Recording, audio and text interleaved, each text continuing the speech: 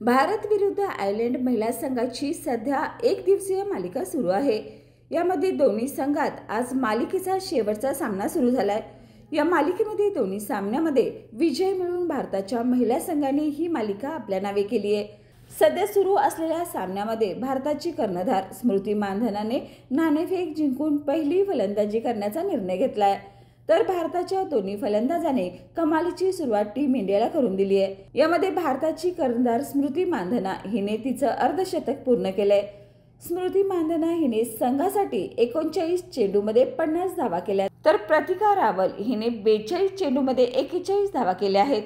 भारताच्या संघाने शेवटच्या सामन्यामध्ये एकही विकेट न गमावता दोन्ही फलंदाज विजयाच्या दिशेने जाताना दिसत आहेत।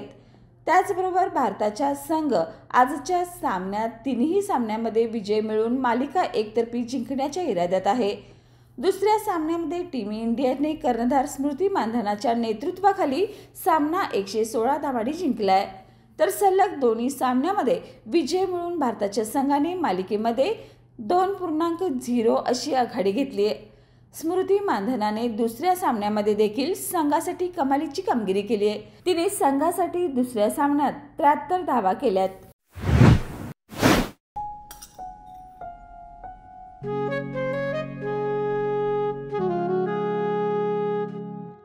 बाबा, आज येताना बासुंदी घेऊन या ना।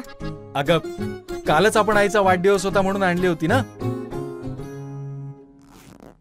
ऐकलं, गोकुळची बासुंदी पुन्हा खावीशी वाटतेय। खरं सांगू, मलाही खावीशी वाटतेय। पुन्हा पुन्हा खावीशी वाटणारी गोकुळ बासुंदी।